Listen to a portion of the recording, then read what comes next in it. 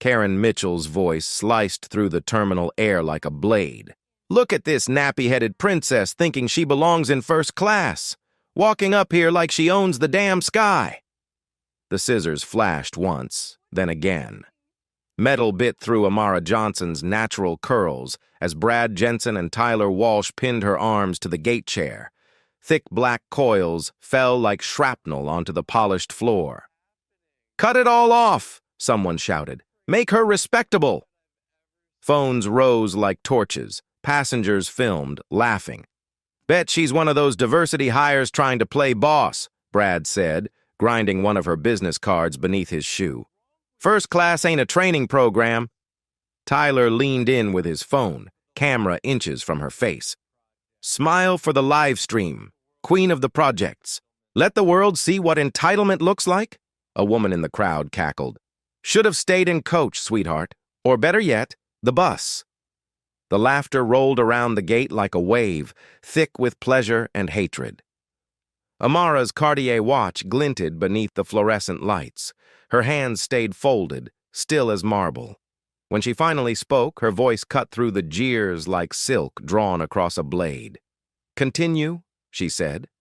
The crowd roared, mistaking composure for surrender. They thought they were watching justice, when they were only watching themselves. 2 hours earlier, Ariana had walked through LAX's automatic doors with quiet confidence. Black blazer, sleek leather carry-on, hair in locks pulled back with a gold clip, minimal jewelry, small hoops, the Rolex, a bracelet her daughter had made. The first-class priority lane was nearly empty. Susan Walker stood at the Premier Services desk, organizing boarding passes with mechanical precision. Mid-40s, blonde hair in a regulation bun, practiced smile that flickered when it landed on Ariana. "Good afternoon. Ariana Matthews. Flight 2847 to Washington Dulles." She slid her ticket across. Susan's eyes scanned. Ticket to face, to clothes, to bag, to hair. 3 seconds carrying the weight of 1,000 assumptions. "This is a first-class ticket." "Yes. My office booked it." "Your office." Susan picked up the ticket, holding it at arm's length. "What kind of work do you do, Ms. Matthews?" Her mother's voice. "Baby, they're going to question you twice as hard. That's the price. You pay it, you document it, you build your case." "I'm in consulting." Susan pressed her phone. "Mike? Premier Services. I need a verification." Mike Reynolds appeared. Tall, graying temples, authoritative posture.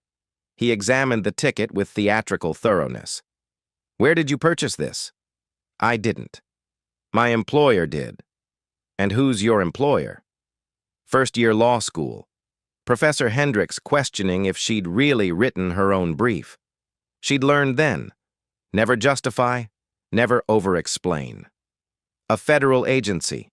Mike and Susan exchanged a glance. Derek Collins drifted over, hand near his radio.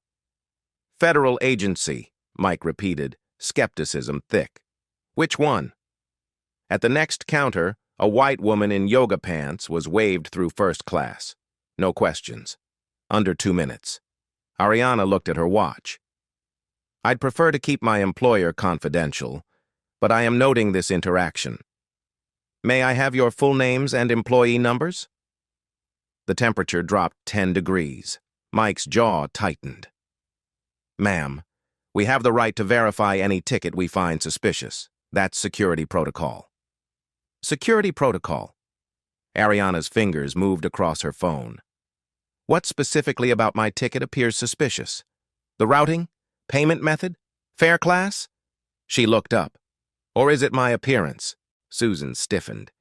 "We verify tickets all the time. It's random." "Random?" Ariana gestured to the next counter, where a young white man in a hoodie and ripped jeans checked in for first class. 60 seconds. "Interesting pattern." Derek stepped closer. "Is there a problem here?" Directed at Mike, not Ariana. "Just due diligence. Ms. Matthews was about to provide information about her employer." Federal deposition. Opposing counsel trying to rattle her. Her mentor. Silence is a weapon. Let unreasonable requests sit in the air. 3 seconds passed. I'm not required to disclose my employer to board a flight. You're welcome to verify the ticket through normal channels, but my employment is not relevant to my right to travel. Susan's fingers flew across her keyboard. The ticket is valid. Disappointment in her tone. But we still have concerns about whether you meet our first-class passenger standards. In the background, a white family of 4, one child eating Cheetos, walked past to first-class boarding. Not a glance from staff. Ariana's thumb moved. Small red dot appeared on her phone screen. Recording. Could you clarify what those standards are? Mike's face reddened. Professional appearance, appropriate attire, adherence to customer conduct guidelines. My attire is a business suit. My conduct has been professional. So I'm unclear what standard I'm failing. Heavy pause. Derek's radio crackled. The 3 employees froze. Susan whispered to Mike. He nodded. We're going to need additional screening. Derek, escort Ms. Matthews to secondary verification. On what grounds? Suspicious behavior, refusal to cooperate, evasive answers, argumentative attitude. Her daughter last month. Mommy, why did that lady follow us around the store? I'll comply with your screening, but I'm notifying my office of this delay. She typed a text. Code 7, federal intervention required, hostile situation, stand by. The message went to Rachel Torres, who would know exactly what to do. Derek gestured toward authorized personnel only. As she followed, Ariana caught her reflection, a black woman in a business suit being escorted away while white passengers streamed past. Her face showed nothing but calm, but behind her eyes she was already 3 moves ahead. The screening room, small, windowless, harsh fluorescent panels. Single table, 2 worn chairs. Bare walls except a poster outlining passenger rights. Susan entered with a printed sheet. Updated company policy, effective this month. Grooming and hygiene standards for premium cabin passengers. Ariana remained standing. I'm familiar with airline grooming policies. They apply to employees, not passengers. This is different, Mike said, closing the door. Soft click. We've had complaints. Issues with passengers not meeting expectations, enhanced standards, the sheet, hastily formatted, not official letterhead. Professional hairstyle maintenance, appropriate grooming reflecting premium service, compliance with hygiene expectations. Every phrase vague enough to be weaponized. Your hair, Susan gestured to Ariana's locks. It doesn't meet our definition of professional hairstyle maintenance. Elementary school. Mrs. Patterson's hand in her braids without permission, calling them exotic, treating her head like a petting zoo. Her mother's complaint going nowhere. Learn to pick your battles, baby. Save your energy for the wars that matter. The familiar burn rose in her chest. Could you define professional hairstyle maintenance in objective, measurable terms? Mike stepped forward. It's not complicated. Your hair appears unkempt. For first class, we require passengers to present appropriately. If you can't meet that standard, we can rebook you in coach.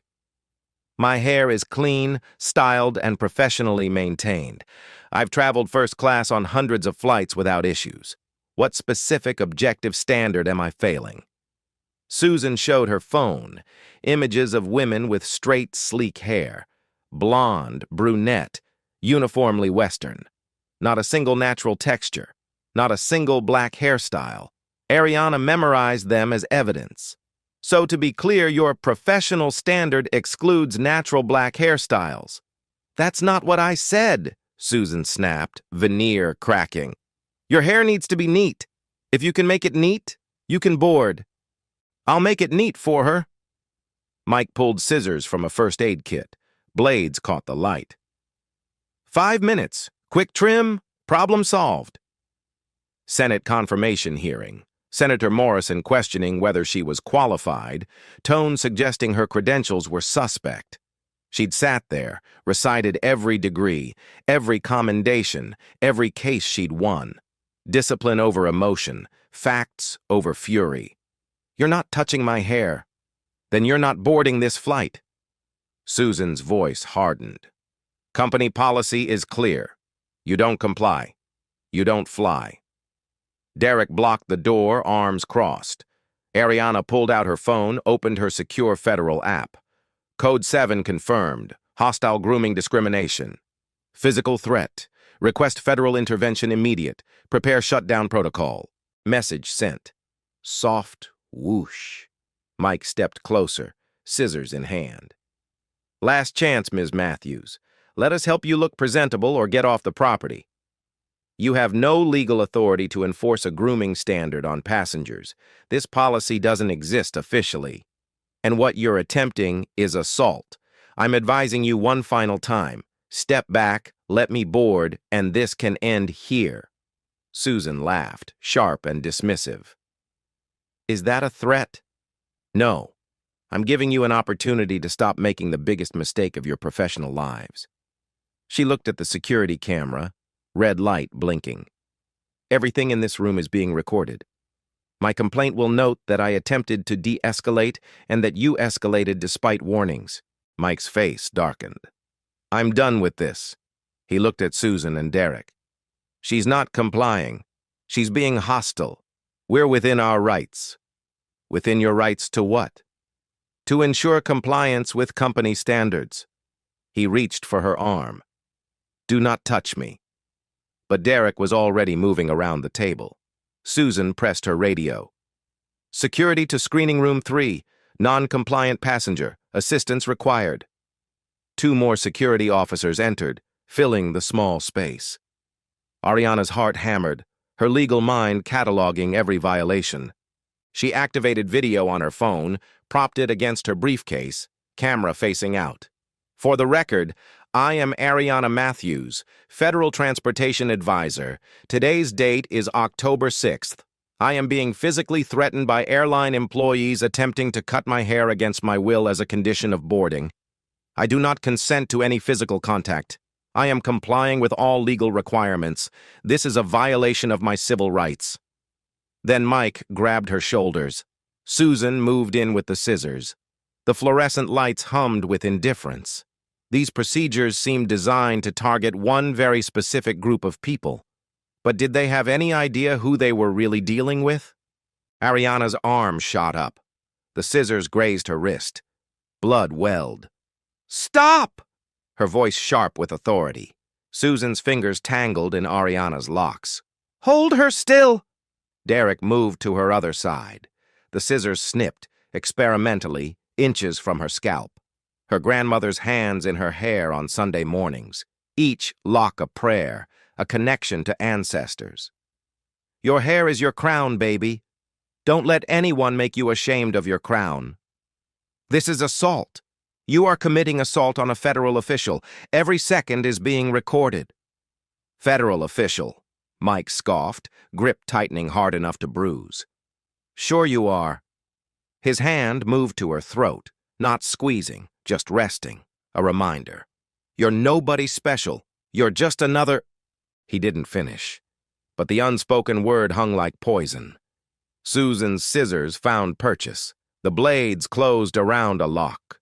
Pull, resistance, then soft snap. The first lock fell to the floor.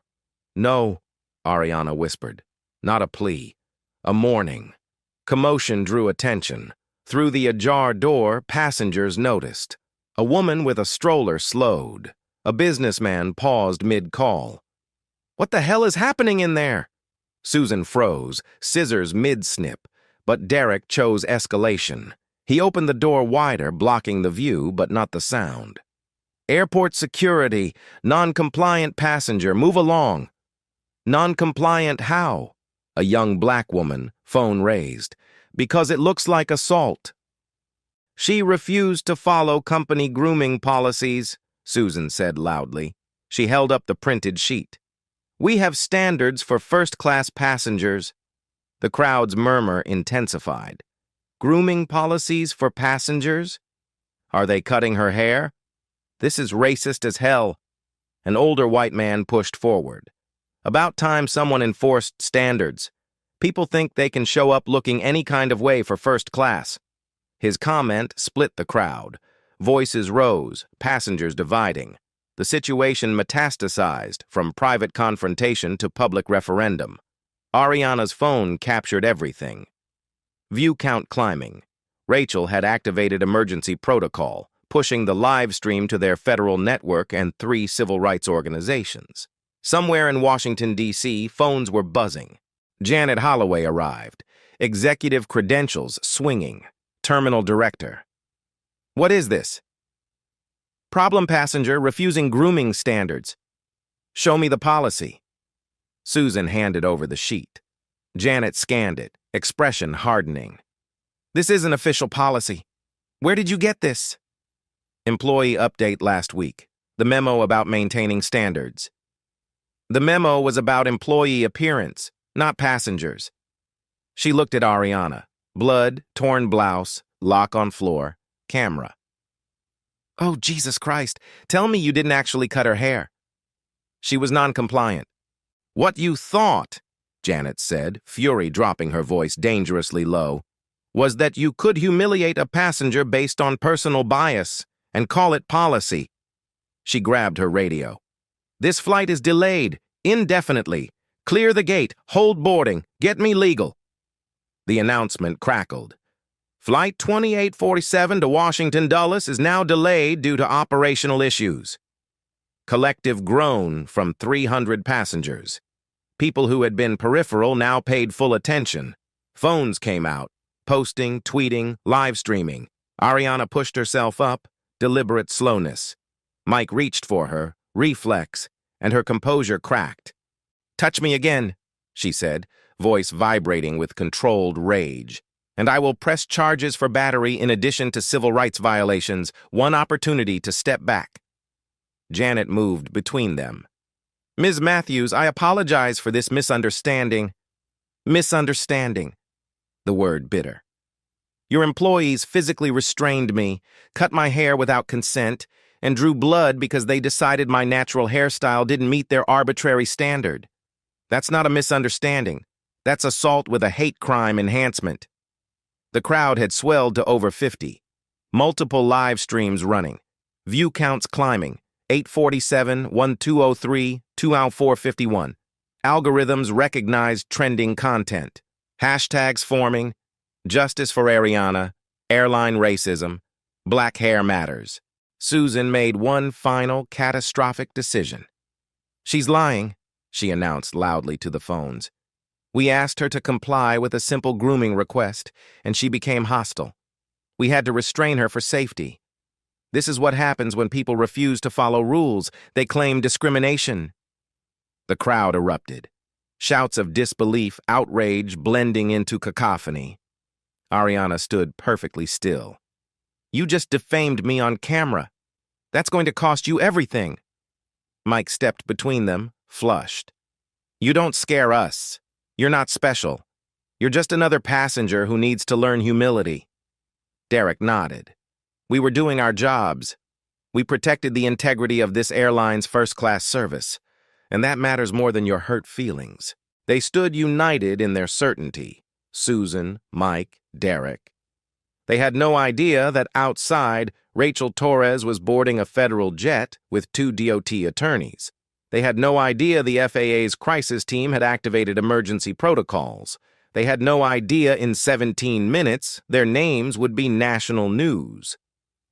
Janet's radio crackled. Federal vehicles en route to Terminal 4. No prior notification. Federal response vehicles approaching. Do you have information? Ariana reached into her briefcase, pulled out her credentials. Department of Transportation seal gleamed. Her photo, her title, Senior Federal Transportation Advisor. Clearance level, Top Secret SCI, Signature Authority. Direct oversight of airline safety and compliance nationwide. She held the credentials up. Security camera captured them. Livestream viewers saw them. Susan and Mike and Derek and Janet understood exactly who they had just assaulted. Code 7 is a federal intervention protocol for civil rights violations in transportation systems. It gives me authority to shut down airline operations pending investigation. I activated it 15 minutes ago. She checked her watch. Federal response time from the LAX field office is approximately 18 minutes. They're early. Through terminal windows, flashing lights appeared. Black SUVs with government plates. Mike's face went white. Susan's scissors clattered to the floor. Derek's hand fell from his radio. And Ariana Matthews, blood still drying and her loc still on the floor, watched them realize exactly how badly they had miscalculated. The terminal fell silent. Automatic doors slid open. David Richardson entered with measured pace. Regional Director for the Federal Aviation Administration, charcoal suit carrying the weight of oversight over every commercial flight in the western United States.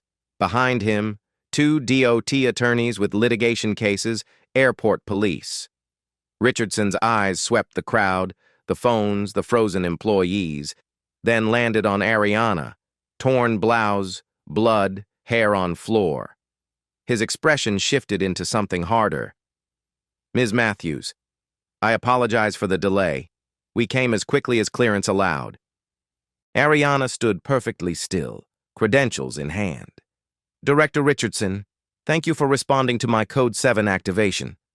Richardson turned to Janet. You're the terminal director? Yes, This is a misunderstanding? You had, Richardson interrupted, tone precise as a scalpel. A federal transportation advisor subjected to assault and civil rights violations by your employees. Ms. Matthews holds top-secret clearance and direct oversight authority over airline safety protocols nationwide. She was traveling on official government business, and your staff physically restrained her, drew blood, and forcibly cut her hair based on what appears to be a fabricated grooming policy targeting natural black hairstyles. Each sentence landed like a hammer. Janet's mouth opened, closed. Richardson gestured. Attorney stepped forward with a tablet. Under federal authority, I'm implementing immediate operational review. All flights from this terminal are grounded as of this moment. All employees involved are suspended pending review. This entire situation is now under federal jurisdiction for potential criminal charges. The crowd's murmur intensified. No longer spectators, but witnesses to complete reversal of power. Phones that had recorded humiliation now documented vindication.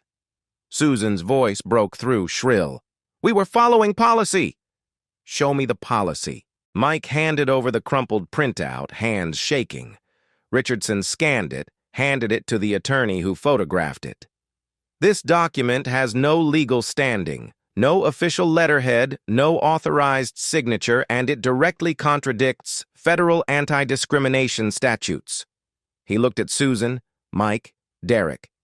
You enforced a fake policy to justify assault and racial discrimination. That's not policy violation. That's criminal behavior under color of authority.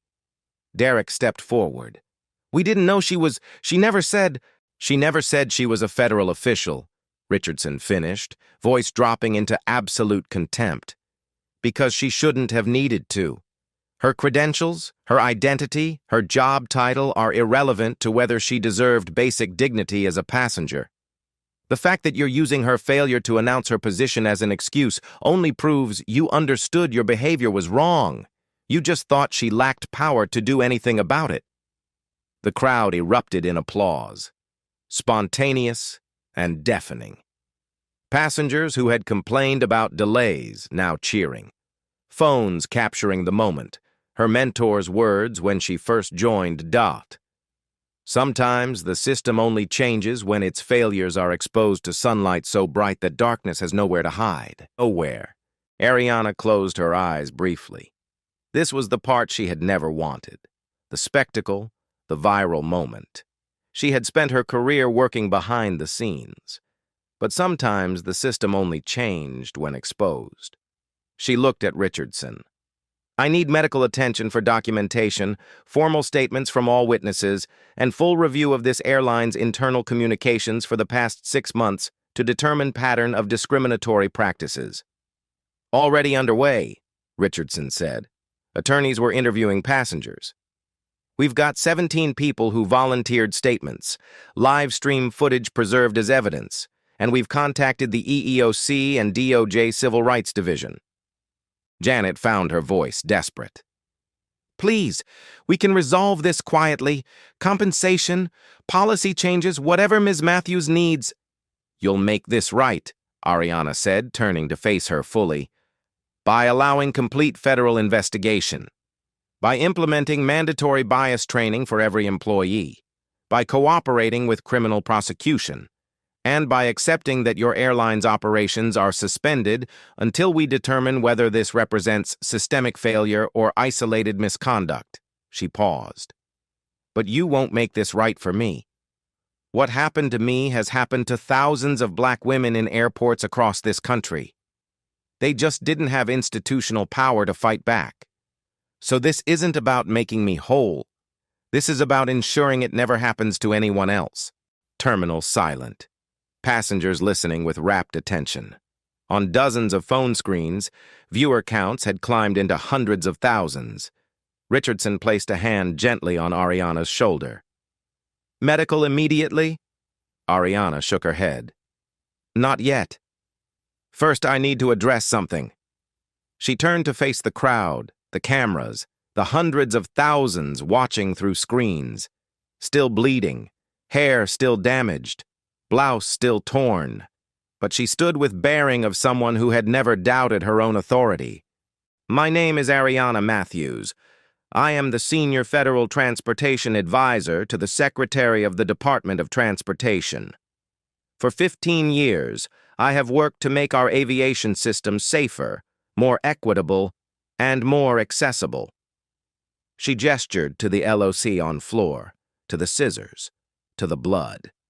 Today, I experienced what millions of black Americans experience in transportation systems every day. Discrimination hiding behind policy, assault pretending to be procedure, and dehumanization calling itself professional standards.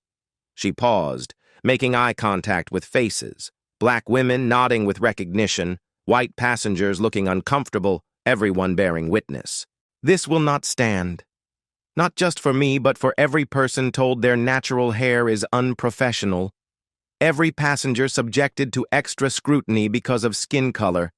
Every traveler made to feel they don't belong. What happened here will be investigated thoroughly. Those responsible will be held accountable. And the system that enabled this behavior will be reformed. Applause began again, building like a wave. Ariana let herself feel it, not as vindication, but as solidarity. These strangers choosing to stand with her. Through terminal windows, news vans were arriving, satellite arrays extending toward the sky. The story was going national. Ariana looked at her watch. 47 minutes since she first approached check-in. In that time, suspected, interrogated, humiliated, assaulted, but also documented, strategized, activated federal protocols, initiated a chain of events that would reshape airline policy nationwide. Her phone buzzed. Rachel, we see everything. Legal team en route. Press office preparing statement. You did it. Ariana typed back. We're not done yet. This is just the beginning. Because the revelation of her power wasn't the climax. It was the foundation. The real work, policy reform, cultural change, systemic accountability, would take months, maybe years. Richardson gestured toward the exit. Ms. Matthews, we have a vehicle waiting.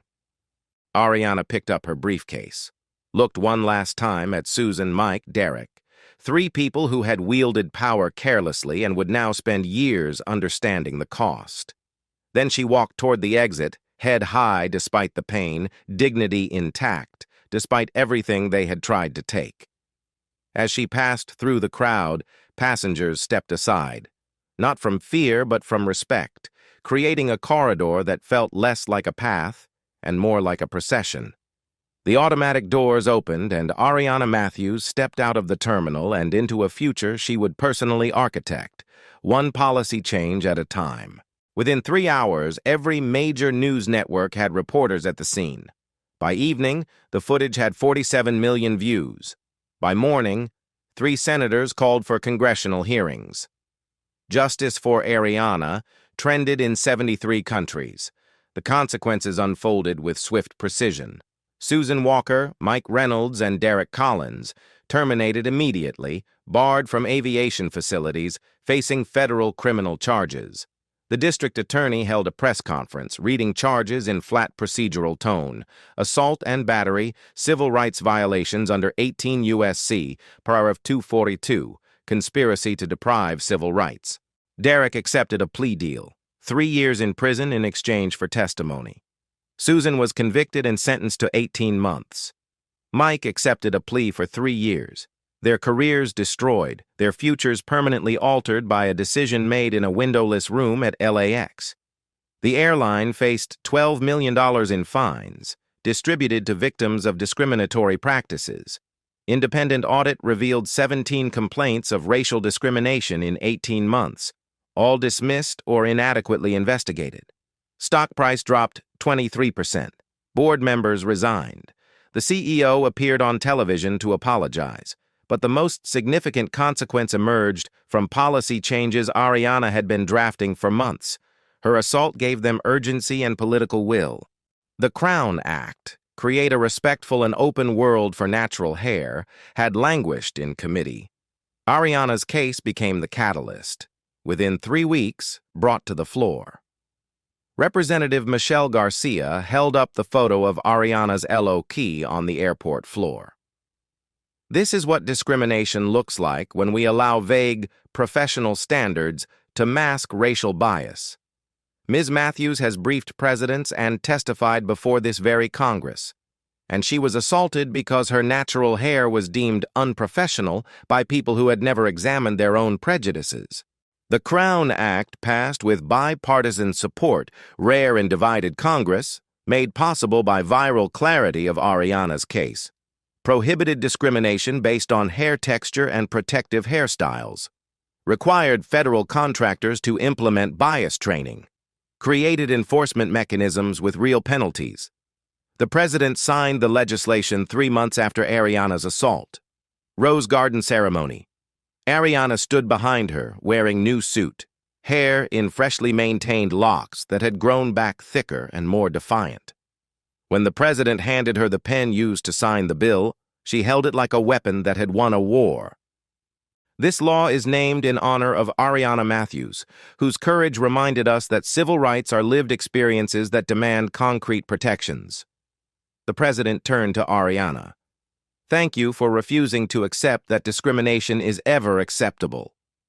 Ariana didn't speak at the ceremony, but afterward, in the colonnade with reporters shouting questions, she paused. This isn't about me. This is about every black woman told to change her hair to get a job, to keep a job, to be treated with basic respect. This is about creating a world where our daughters don't have to choose between their cultural identity and their professional aspirations. That world starts today. The airline implemented mandatory anti-bias training, established independent civil rights compliance office, created direct reporting channel for discrimination complaints. Within 6 months, 17 other airlines voluntarily implemented similar policies. Ariana's assault became a case study. Her response, calm, documented, strategically deployed, taught as a model of transforming personal trauma into systemic change. But late at night, alone in her office, Ariana sometimes pulled up the video footage, watched herself being held down, watched the scissors, watched the blood. She forced herself to witness it, to not look away, because forgetting would be a betrayal. Her therapist's gentle voice. You can acknowledge both things. You can be proud of what you achieved and traumatized by what you endured. They coexist. The trauma was real. The nightmares were real. The hypervigilance in airports was real. Justice had been served, laws changed, consequences imposed, but none of that erased the moment when she had been helpless. So Ariana transformed pain into purpose, established a legal defense fund, mentored young black women, continued drafting policies, testifying, building infrastructure of justice. When her daughter asked, "Mommy, did it hurt when they cut your hair?" Ariana answered honestly. "Yes, baby, it hurt very much. But you know what hurt more? Thinking about all the other people this happens to who can't make it stop. So Mommy made new rules so it won't happen to them anymore." Her daughter, 12 now, nodded seriously. "That's what superheroes do." Ariana smiled, pulling her close. "No, baby. That's what citizens do. Superheroes are pretend. But regular people who refuse to accept injustice, they're real. And they're everywhere if you know how to look." 6 months after her assault, Ariana returned to LAX. She walked through Terminal 4 with the same confidence, but now the terminal bore visible evidence of change. New posters displaying updated non-discrimination policy with explicit protections for natural hairstyles. Employee badges carrying small pins, diversity training completed. At the Premier Services desk where Susan had questioned her ticket, a young black woman with box braids worked the counter, greeting passengers with genuine warmth. Ariana watched her. Something tight in her chest loosened. This woman could wear her hair naturally without fear. That was worth everything. She had been invited to speak at a conference on civil rights in transportation. But first, she asked her driver to take her through the terminal to witness the physical space where personal trauma had become public transformation. The conference hall was packed. Ariana took the stage to applause, but raised a hand to quiet it. "I want to talk about what happened to me, not because my experience was unique, but because it was ordinary. Every day, Black women face discrimination hiding behind professional standards. We're told our hair is too ethnic, too political, too distracting. We're expected to conform to a standard that was never designed to include us." She paused. What made my case different wasn't the discrimination. It was the power I had to fight back. I had credentials, institutional authority, legal knowledge, federal resources. Most victims have none of those things. They absorb the humiliation, adjust their behavior, make themselves smaller. The room was silent. The laws we've passed, the policies we've implemented, these are necessary, but they're not sufficient. Because real change doesn't happen in legislation. It happens in the moment when you see someone who doesn't look like you, and you make a choice about how to treat them. She stepped from the podium, pacing. You can choose to see difference as deficit. You can make assumptions about who belongs, who deserves respect, who has earned the right to take up space. Or you can choose to see every person as carrying dignity that doesn't require your validation. She stopped, making eye contact. The choice you make in those small moments, that's where justice lives or dies. Not in laws, but in actions. An airline CEO raised his hand. What would you say to employees worried about making mistakes, who fear being labeled as discriminatory? I would say that enforcing legitimate standards is never discriminatory. But examine whether your standards are actually legitimate or proxies for bias. Ask yourself, would I ask this question of every passenger, or just this one?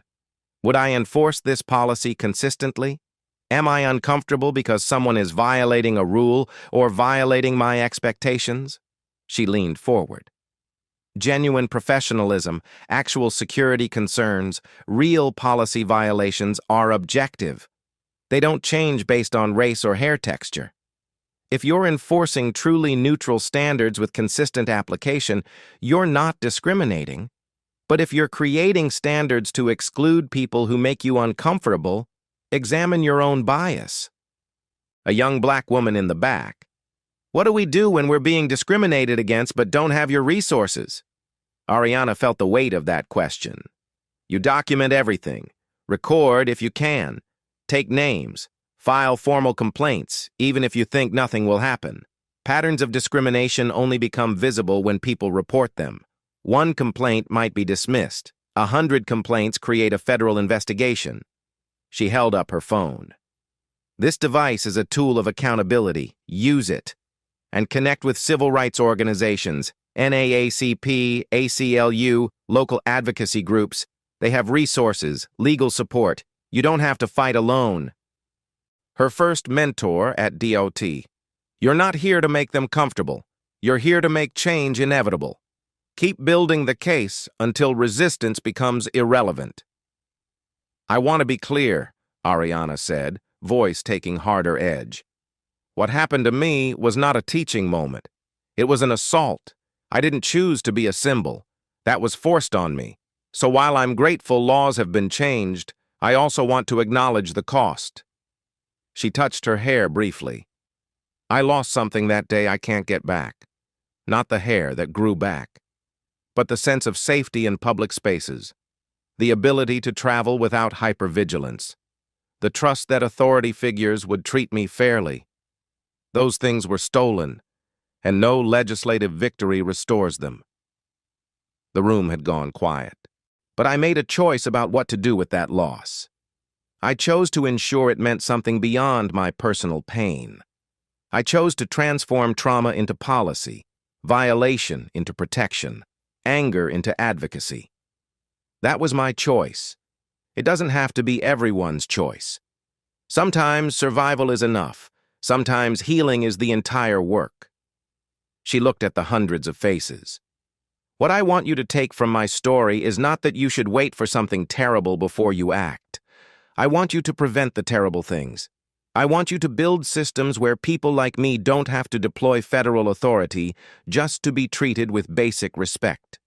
I want you to create cultures where the first assumption is dignity, not suspicion. She gripped the podium. We've made progress. Real, measurable, legally enforced progress. But progress isn't the same as justice. Justice is when Black women can wear their natural hair without fear. Justice is when professional standards don't have racial exclusions. Justice is when my daughter can travel without wondering if she'll be the next viral video. Final words, deliberate and clear. We're not there yet, but we're closer than we were 6 months ago. And if everyone in this room commits to the work, the uncomfortable, ongoing, never-finished work of dismantling bias, we'll get closer still. That's not inspirational. That's reality. The question is whether you're willing to do the work even when no one is watching, even when it's not trending, even when it requires you to examine your own complicity. The applause was thoughtful, less reflexive. People processing, considering, recognizing responsibility. Ariana left the stage, accepted handshakes and questions and promises, but inside, already thinking about the next policy draft, the next testimony, the next fight. Because this was her work now. Building a world where dignity was non-negotiable, where justice was systemic, where her daughter would inherit something better, exhausting work, necessary work. And Ariana Matthews had never walked away from necessary things, no matter the cost. Ariana stood at her office window in Washington, D.C., looking out over the city where laws were written and power was brokered. On her desk, federal credentials, the pen from the Crown Act signing, a framed photo of her daughter in natural twists, smiling with unguarded joy. Her phone buzzed with notifications.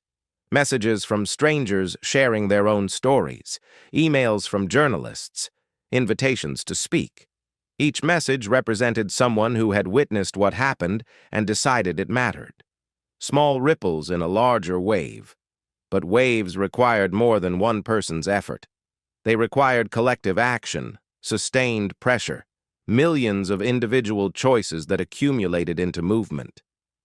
Ariana picked up her phone, opened her camera. She had resisted becoming a public figure, preferring quiet policy work to social media spectacle. But she had learned. Visibility was a form of power, and power unused was power wasted. She pressed record. My name is Ariana Matthews. 6 months ago, I was assaulted in an airport because airline employees decided my natural hair didn't meet their standard of professional. They were wrong. They faced consequences. Laws were changed. But here's what I need you to understand.